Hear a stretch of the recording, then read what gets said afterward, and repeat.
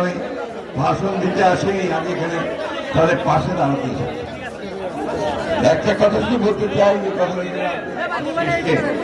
যে আমরা দীর্ঘ 15-16 বছর লড়াই করেছি, তাই না? হাসিনার ভিতরে লড়াই করেছি তো। আপনাদের এখানে খুব কম লোক আছে যার বিরুদ্ধে মামলা হয় নাই, হয়েছে না? কোর্টে যেতে হয়েছে, এখানে মারা গেছে লোকে, এখানে আপনারা মামলায় কোর্টে যেতে অস্থির হয়ে গেছেন, সেই অবস্থার অবসান হয়েছে, তাই না? কিন্তু এটা এই অবসানটা এই সময়টাকে আমাদের ধরে রাখতে হবে।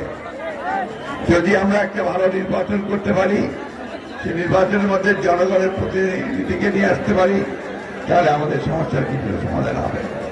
প্রিয় বন্ধুগণ, আরেকটা কথা আমাদের মনে রাখতে হবে যে আজকে এই বিজয়কে, ছাত্র জনতার যে বিজয়, সেই বিজয়কে নস্যাৎ করার জন্য একটা মহল কাজ করছে অত্যন্ত সচেতন ভাবে।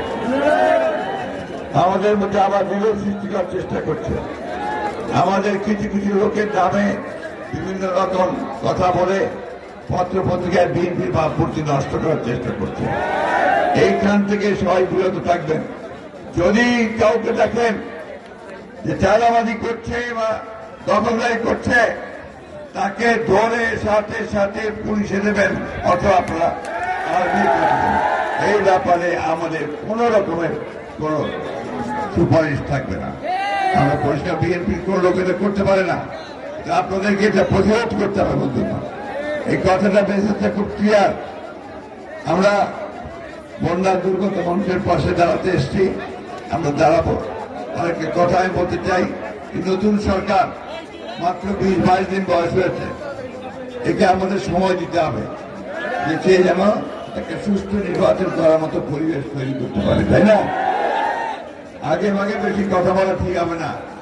সমস্ত রাজনৈতিক দলগুলোর সঙ্গে আলোচনা করে আমরা গিয়েছিলাম, আমরা বলেছি যে আলোচনা করে বসে সকলে যা চায় মানুষ, সেইভাবে একটা নির্বাচনের ব্যবস্থা করতে হবে।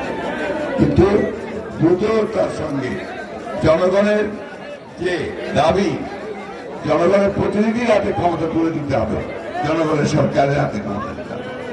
আমরা আজকে বক্তব্য বাড়াবো না। আমার মায়েরা খুব কষ্ট পাচ্ছে, বাচ্চারা খুব কষ্ট পাচ্ছে, তাই অতি দ্রুত তাদের মধ্যে ত্রাণ। হ্যাঁ, আমরা শেষ করে দিয়েছি। আপনাদের ভালো আছেন তো? ভালো থাকবেন সবাই।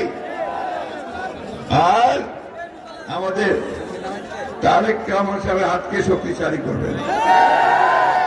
দেশনেত্রী বেগম খালেদা মুক্ত হয়েছেন, তিনি যেন চিকিৎসা করে আমাদের ফিরে আসতে পারে, তার জন্য দোয়া করবেন, তাই না?